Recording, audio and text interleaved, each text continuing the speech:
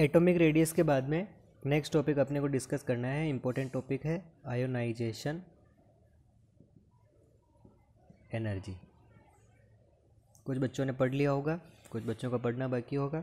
जिनका पढ़ना बाकी है उनके लिए इम्पोर्टेंट टॉपिक है, और जिन बच्चों ने पढ़ लिया होगा उनके लिए भी तो इम्पोर्टेंट तो है ना। दोबारा से समझ लो इस चीज़ को।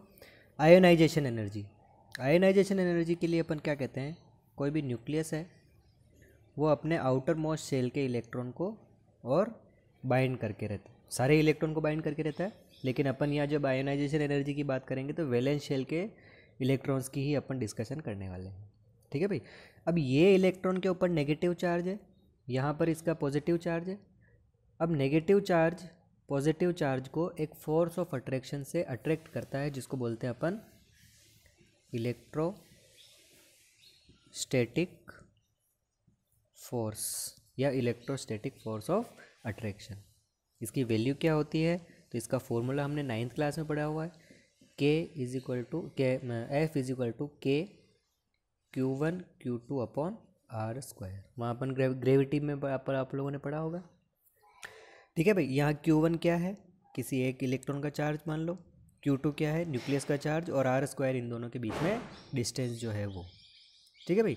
अब अपन आयनाइजेशन एनर्जी बोल रहे हैं, तो आयनाइजेशन एनर्जी क्या होगी, इस इलेक्ट्रॉन को इस न्यूक्लियस के फोर्स से फ्री करना, यानी कि इस इलेक्ट्रॉन को क्या करना है, हमारे को रिमूव करना है। कहाँ से, इस एटम के और न्यूक्लियस के फोर्स से अपने को रिमूव करना है। तो अमाउंट ऑफ एनर्जी जो अपने को रिक्वायर्ड होगी for removing electron from nucleus. ठीक है भाई। तो क्या डेफिनेशन होगी, अपन कहेंगे amount of energy for removing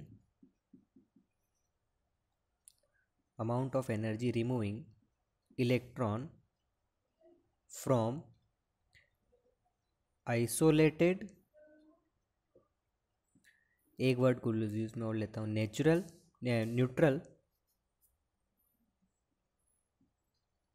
neutral और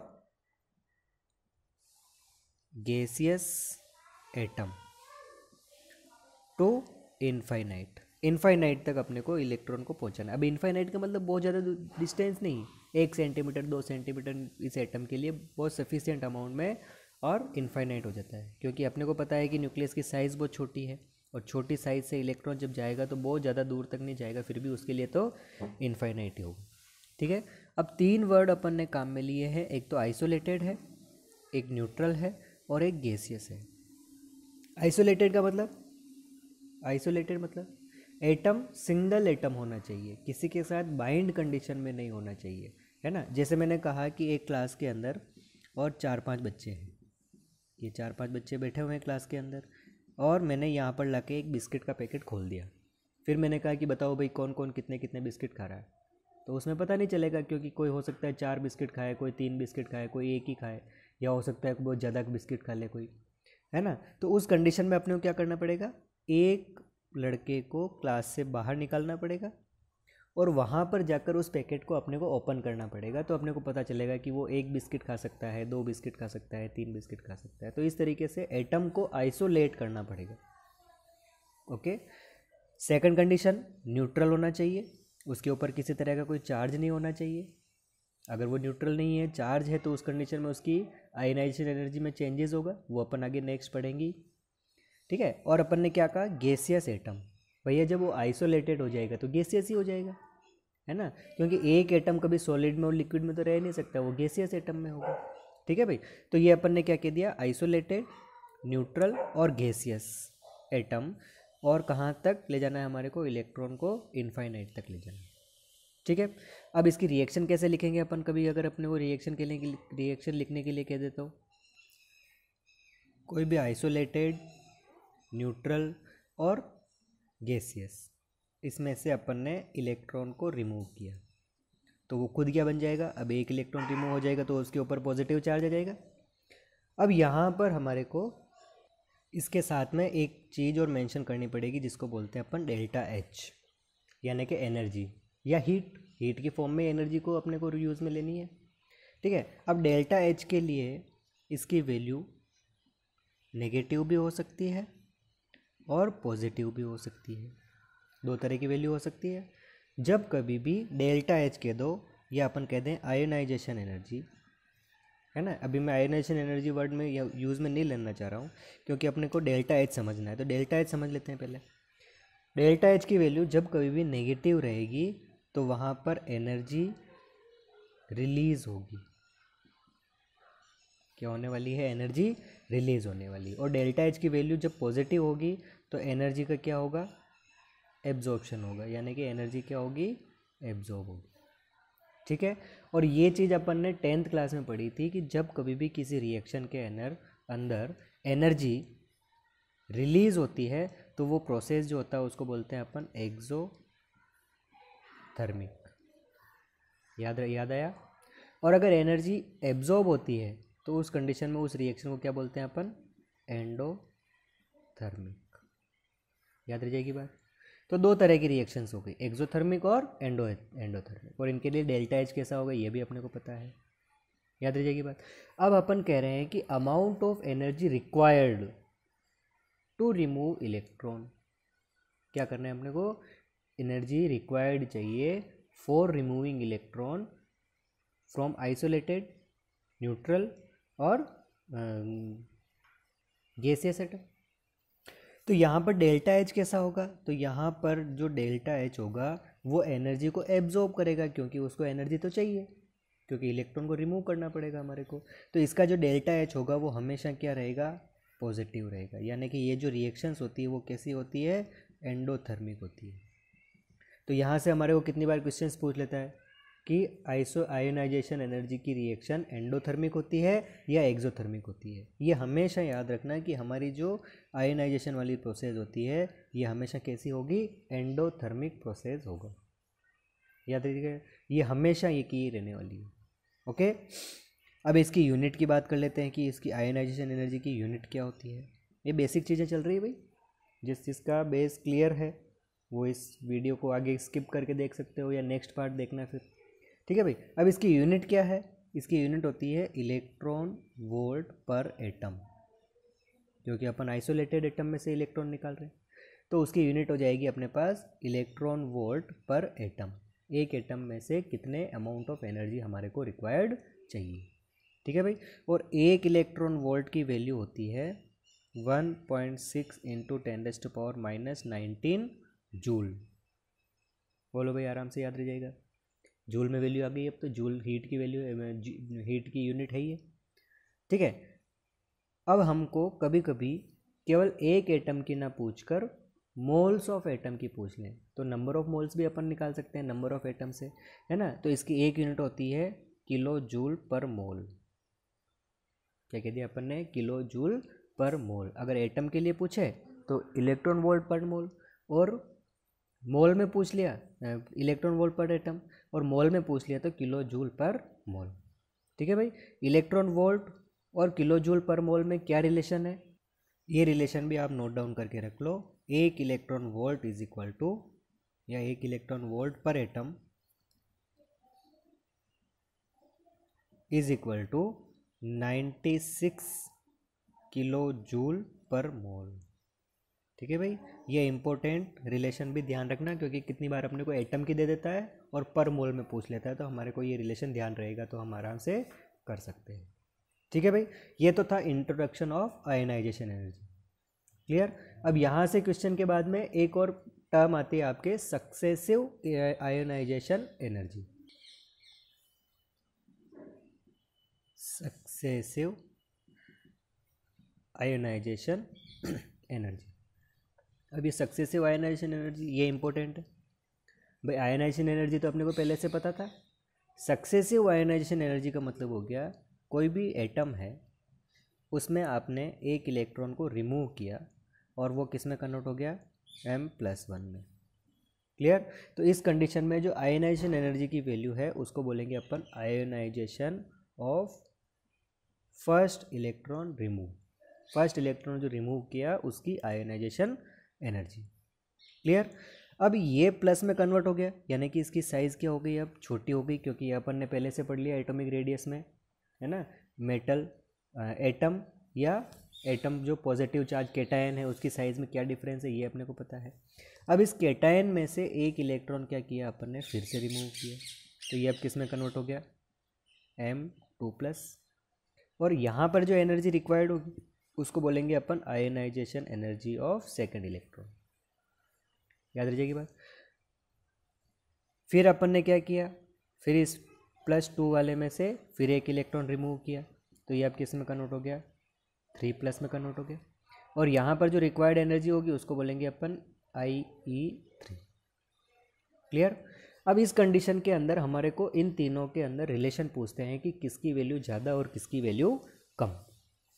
ठीक है भाई, 3 इलेक्ट्रॉन रिमूव कर दिए एक ही एटम में से, तो पहला इलेक्ट्रॉन निकालने में ज़्यादा एनर्जी लगेगी या तीसरा इलेक्ट्रॉन निकालने में ज़्यादा एनर्जी लगेगी, ये अपने को रिलेशन पूछता है। तो उस कंडीशन में ध्यान रखना कि भाई मेटल है, एटम है, और उस एटम की साइज़ जब केटायन बन गया तो साइज़ छोटी हो गई, एक और बार केटायन बन गया यानी कि +2 चार्ज आ गया तो उसकी साइज़ और ज़्यादा छोटी हो गई। अब ज़्यादा छोटी साइज़ होगी तो न्यूक्लियस जो है वो ज़्यादा इलेक्ट्रॉन को अट्रैक्ट करेगा, और ज़्यादा इलेक्ट्रॉन को अट्रैक्ट करेगा तो उस कंडीशन में हमारे को ज़्यादा अमाउंट में एनर्जी प्रोवाइड करनी पड़ेगी। तो IE3 की वैल्यू IE2 से ज़्यादा, और IE2 की वैल्यू IE1 से ज़्यादा होगी, क्योंकि फर्स्ट इलेक्ट्रॉन निकालने में जितनी एनर्जी लगी है उतनी एनर्जी सेकंड इलेक्ट्रॉन निकालने में और ज़्यादा लगेगी, क्योंकि साइज़ छोटी हो गई है। ठीक है भाई। अब ये सभी के लिए सेम रहेगा क्या, सभी एटम के लिए एक जैसी चीज़ रहती है क्या, चाहे वो नोबल गैस है कि तब अगर अपन किसी केटाइंस की बात कर लेंगे भाई उसके ऊपर चार्ज है, एनाइंस की बात कर लें उसके ऊपर चार्ज है, तो एक चीज़ यहाँ पर नोट लगा के लिख लो, दिस केस नेवर चेंज, ये जो है वो कभी भी चेंज होने वाला केस नहीं है। चाहे कैसा भी एटम हो, चाहे कैसा भी केटायन हो, एनायन हो, कुछ भी हो, उस कंडीशन में हमारे को हमेशा ध्यान रखना है कि ये जो रिलेशन है ये हमेशा ये का ये मेंटेन रहने वाला है। Okay. Ionisation energy, successive ionisation energy. Ionisation energy क्या होती है, amount of energy required to remove electrons from nucleus या फ्रॉम एटम। और एटम कौन सा होना चाहिए, आइसोलेटेड होना चाहिए, और न्यूट्रल होना चाहिए, और गैसियस होना चाहिए। क्लियर। उसके बाद में अपन ने सक्सेसिव यानी कि एक के बाद एक इलेक्ट्रॉन निकालने में कितनी एनर्जी हमारी लग रही है। अब कौन कौन से फैक्टर्स हैं जिसके ऊपर आयनाइजेशन एनर्जी डिपेंड्स करती है, तो अगला टॉपिक आ जाएगा आपके factors on which ionisation energy depends. कौन कौन से फैक्टर हैं जिसके ऊपर आयनाइजेशन एनर्जी डिपेंड करती है, तो सबसे पहला है एटॉमिक साइज। एटॉमिक साइज यानी कि एक एटम ये है जिसकी साइज़ बड़ी है, एक एटम ये है जिसकी साइज़ थोड़ी सी छोटी है, तो अपने को पता लग रहा है कि ये डिस्टेंस अगर ज़्यादा होगी तो अट्रैक्शन कम होगा, और ये डिस्टेंस अगर कम होगी तो अट्रैक्शन ज़्यादा होगा, और अट्रैक्शन ज़्यादा होगा तो वहाँ से आयनाइजेशन एनर्जी की वैल्यू भी क्या होती जाएगी, बढ़ती जाएगी। तो क्या रिलेशन होगा, तो ionisation energy is inversely proportional to size. याद आ जाएगी बात, छोटी सी है ये, भी अपन ने ऊपर केटायन एनायन में भी डिस्कस किया ही है, अभी सक्सेसिव में अपन यही बात कर रहे थे। सेकंड चीज़ आएगी आपके न्यूक्लियर चार्ज। ठीक है भाई, अपनी बुक्स में इफेक्टिव न्यूक्लियर चार्ज के नाम से भी मिलता है, बहुत सारे इफेक्टिव न्यूक्लियर चार्ज भी बोलते हैं अपन इसको, है ना। इसका सिंबल होता है जेड। अब अगर इफेक्टिव न्यूक्लियर चार्ज की बात करेंगे तो जेड इफेक्टिव आएगा, ये जब अपन इनऑर्गेनिक पढ़ेंगे तब वहाँ पर जेड इफेक्टिव के नाम से पढ़ेंगे। यहाँ अपन पढ़ रहे हैं जेड यानी कि न्यूक्लियर चार्ज। जेड का मतलब क्या, एटॉमिक नंबर, और एटॉमिक नंबर किसके अकॉर्डिंग होता है, नंबर ऑफ प्रोटॉन। और न्यूक्लियस के अंदर क्या है, प्रोटॉन है, और प्रोटॉन के ऊपर जो चार्ज होगा वही तो न्यूक्लियस का चार्ज होगा, इसलिए इसको अपन ने जेड से डिनोट किया, और वो क्या कह दिया अपन ने, न्यूक्लियर चार्ज। याद रह जाएगी बात। अगर जितना ज़्यादा जेड की वैल्यू होगी, जैसे मैंने ये अगर न्यूक्लियस लिया और उसके अंदर ये मैंने न्यूक्लियर चार्ज लिया, इसके बाहर एक इलेक्ट्रॉन, एक मैंने ये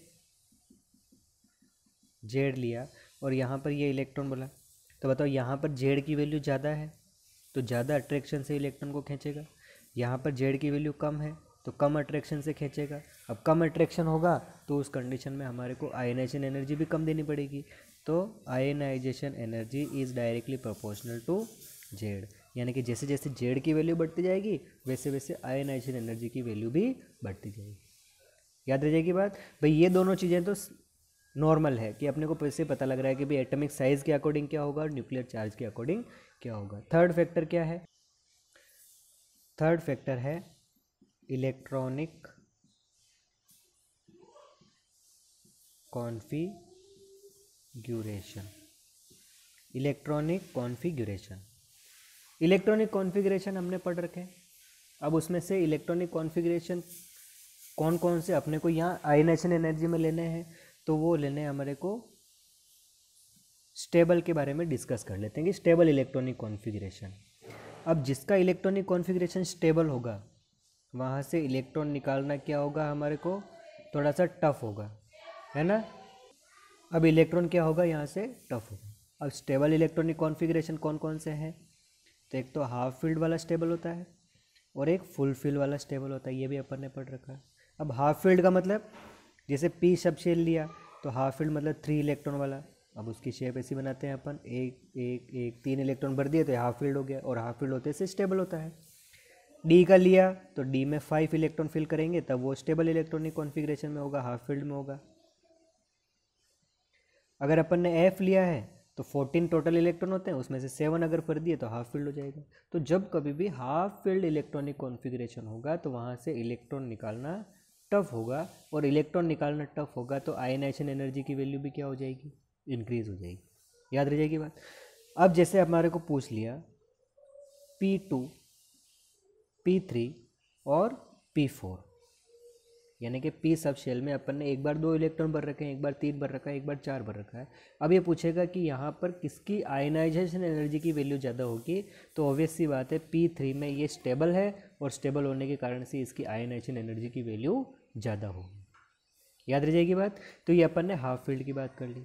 same as it is full field में होगा तो इसके डबल इलेक्ट्रॉन हो जाएंगे, P6 में हो जाएंगे, D10 में हो जाएंगे और F14 में हो जाएंगे। ये फुल फील्ड इलेक्ट्रॉनिक कॉन्फ़िगरेशन है। तो इलेक्ट्रॉनिक कॉन्फ़िगरेशन के अकॉर्डिंग भी अपने को आयनाइजेशन एनर्जी पूछता है। ठीक है। नेक्स्ट फैक्टर इजी है, पेनिट्रेशन इफेक्ट, या इस इफेक्ट को एक नाम से और जानते हैं अपन, सब शेल इफेक्ट। पेनिट्रेशन इफेक्ट या सब शेल इफेक्ट। क्या होता है सब शेल इफेक्ट, तो अपन ये 4 सब शेल पढ़ते हैं, S, P, D और F। अगर अपन इनकी शेप के बारे में बात करें तो ये सर्कुलर है, ये डंबल शेप है, ये डबल डंबल शेप है, और F की बात करें तो कॉम्प्लिकेटेड है, यानी कि इसमें और ज़्यादा डंबल्स की वो है। तो उस कंडीशन में इनकी जो पेनिट्रेशन होगी, यानी कि न्यूक्लियस के पास जितना होगा उतना आयनाइजेशन एनर्जी की वैल्यू बढ़ती जाएगी। तो S को पेनिट्रेट करना और ज़्यादा टफ है, P को पेनिट्रेट करना थोड़ा सा आसान है, D को पेनिट्रेट करना और ज़्यादा आसान है, और F को पेनिट्रेट करना सबसे ज़्यादा आसान है। तो क्या अपने पास हो जाएगा, क्योंकि न्यूक्लियस है। अगर सब शेल S की बात करूँगा तो ये पूरा घेर के रहेगा इसको, इलेक्ट्रॉन्स को। P सब शेल की बात करें तो ये इस तरीके से रहेगा, D की बात करेंगे तो ये इस तरीके से रहेगा, और यहाँ पर और ज़्यादा कॉम्प्लिकेटेड हो जाएगा। तो फैले हुए इलेक्ट्रॉन रहेंगे, तो जितने ज़्यादा फैले हुए इलेक्ट्रॉन रहेंगे तो न्यूक्लियस से कम अट्रैक्टेड होंगे, और कम अट्रैक्टेड होंगे तो इलेक्ट्रॉन को निकालना थोड़ा सा आसान होता जाएगा। ठीक है भाई। तो ये अपन ने बात करी ionisation energy, successive ionisation energy, और कौन कौन से फैक्टर्स हैं जिसके ऊपर आयनाइजेशन एनर्जी डिपेंड कर रही है। ठीक है भाई। तो नेक्स्ट पार्ट के अंदर अपन इसके ट्रेंड्स की बात कर लेंगे, भाई क्या ट्रेंड चलेगा लेफ़्ट टू राइट मूव करने पर। अपने को पीरियडिक टेबल में इसके ट्रेंड्स पढ़ने हैं, तो अप टू डाउन मूव करने पर क्या होगा, लेफ़्ट टू राइट मूव करने पर क्या होगा। ठीक है भाई। तो आज अपन ने जो पढ़ा उसको अच्छे से नोट कर लेना, राइट डाउन कर लेना, इंपॉर्टेंट टॉपिक है, याद कर लेना। ठीक है भाई। जय हिंद।